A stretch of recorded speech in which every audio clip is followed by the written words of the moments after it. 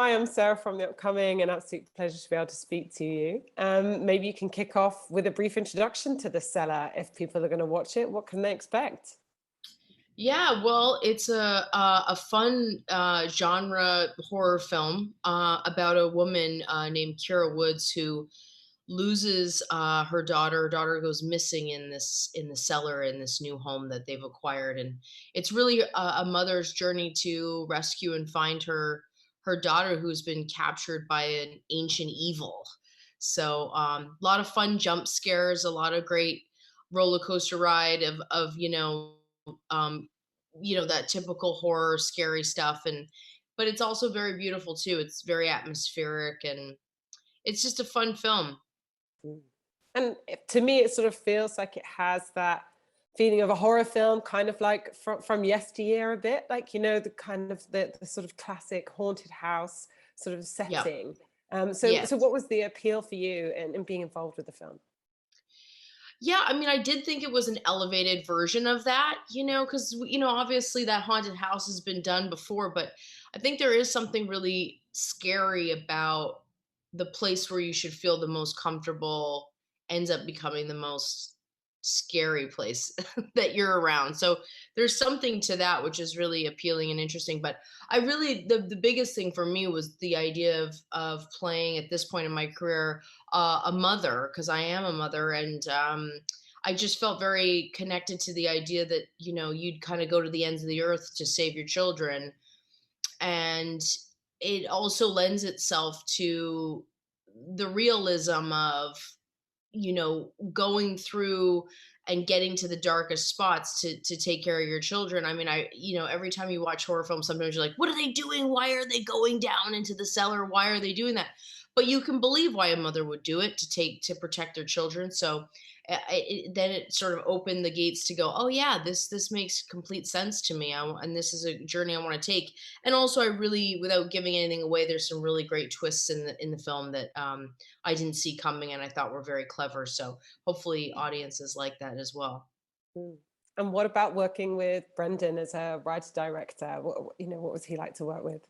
Oh, he was fantastic. I mean, the great thing about working with a director who's also written the script, they're very thorough. They know everything about all the little details. And so, with a lot of questions about, how she starts discovering this ancient evil in the house, I mean, he had a lot of backstory. It was fantastic. And he's a hardworking guy, and we shot this film during the height of the pandemic, so we really had to get serious and make sure that everyone stayed safe within our bubble, and he was at the helm of that, and we got through really well. So yeah, amazing director to work with. And what about your fellow cast? And I always have this feeling, particularly when they're kind of like younger actors involved in horror, like how much that like has they kind of have to protect them a little bit on the set, you don't want to like Yeah, I traumatize mean, them we for had a life. lot. No, they were, you know what, they were actually having a great time.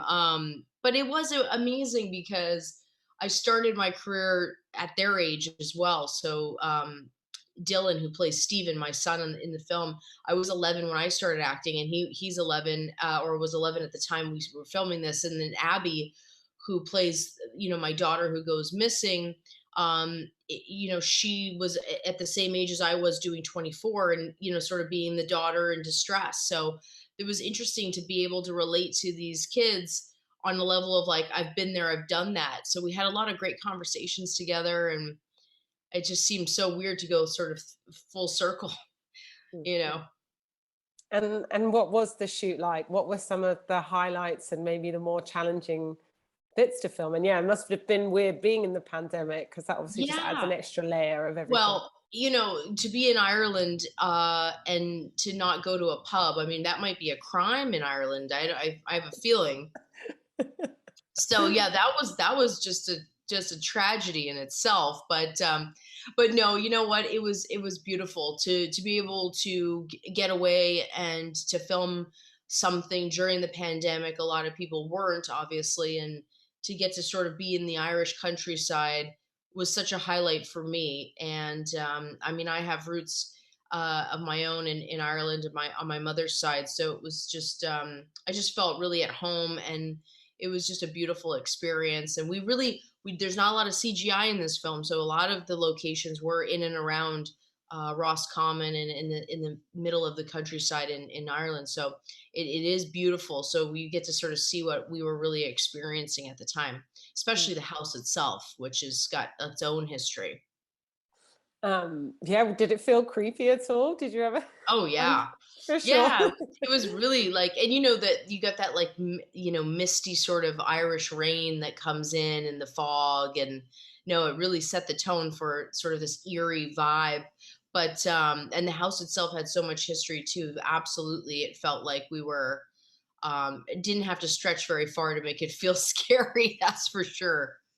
And do you kind of immerse yourself in kind of like the world that you know that you're exploring in the film? Like, do you do your own research, or like, how much did you go into the depths of, all the kind of symbols and all this sort of thing? Yeah, I mean, I think we definitely had many conversations, and the great thing about the COVID experience was that we got 2 weeks to quarantine before we even started filming. So I was completely, family free on my own, and just sort of hunkered down with the script and having a lot of FaceTime, Zoom meetings, obviously, with our director and the other castmates who are also quarantining in their own little areas. So it's not every day you get to have 2 weeks to yourself to prep a film. So that was pretty amazing to be able to have that time and space before we started filming to really get ourselves into the idea of like who we were and what we were doing in the film. It was great.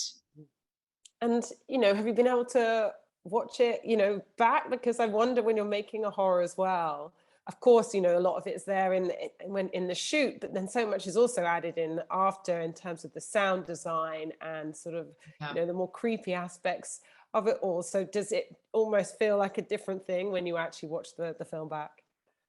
Sometimes it does, but we did so much on location, and I mean, it definitely, with music and over it scored, it gave it another level of intrigue, but it really brought me back to filming because it really was true to the experience I had.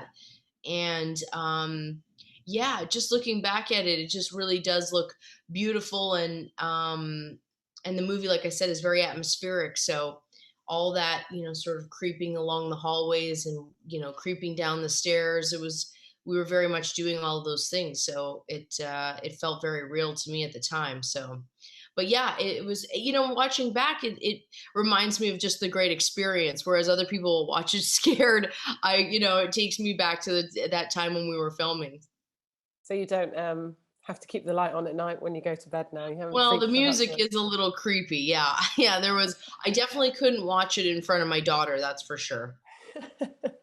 And so, what do you hope people will take away from watching it? Because I think, kind of with all the right, all the best horrors, there's kind of the jump scares and the creepy stuff, and then there's always these kind of like other elements to it, about family drama and connections with your family, and Yeah. there's mentions of her being, like online bullied, and all these other kind of themes do creep in too. So, what do you think Yeah. people take away from watching it? Well, it's nice that there's more, layers to it than just sort of the jump scares. I think there's a depth to the film that people will, hopefully really feel what Kira is going through, and her struggle to find her daughter.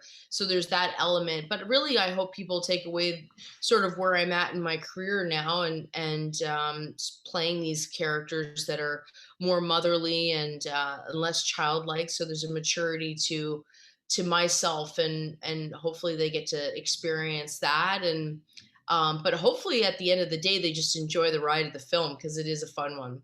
Mm.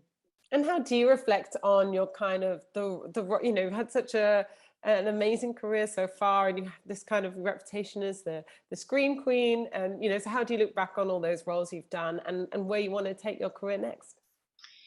Yeah, it's always a journey, and there's always new characters to explore and to play. And looking back, the last 22 years has been a wild ride, through comedy, drama, horror.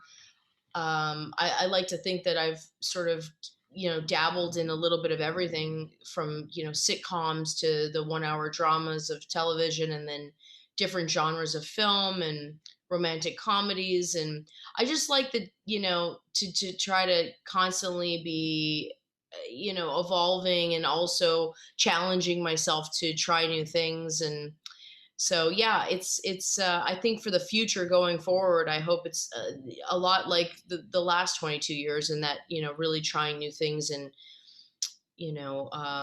pushing myself and the boundaries of what I'm capable of doing as an actor. So that's really the goal. Mm. Do you already have your next thing lined up, or are you going to wait and see? I just finished a film that's coming out hopefully at the end of this year, or maybe next year, called Bandit with Josh Jamel, and it's a bank robbery heist style film. So again, something totally different, a departure. So I'm excited for people to see that, and then just enjoying motherhood, really. Mm. And do you see the industry's changed a lot since you sort of first entered into it, and particularly roles for women, and maybe Yeah, it feels like there's more and more opportunities now for, women as they get older, whereas in the yeah. past maybe you had to be a certain age to ever be kind of the lead or the romantic lead.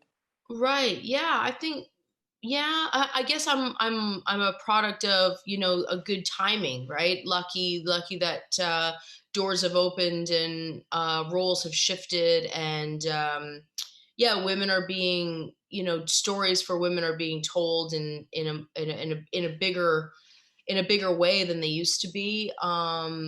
So I would say probably generations before me felt differently, but I'm lucky enough to have sort of ride the wave of that. And I've seen the industry change in positive ways for sure.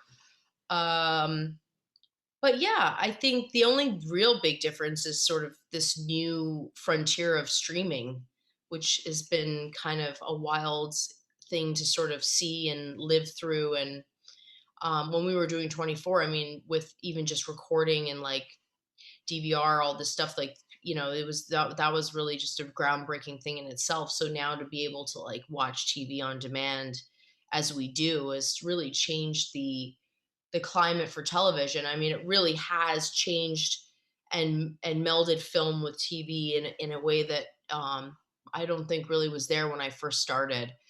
It really felt separate, so now it just all feels very much inclusive. And yeah, so yeah, there's been definitely an evolution, but yeah, lucky that I've been able to play characters that I have, and gotten to jump around different genres, and you know from, like I said, drama to comedy. It's been a great experience so far.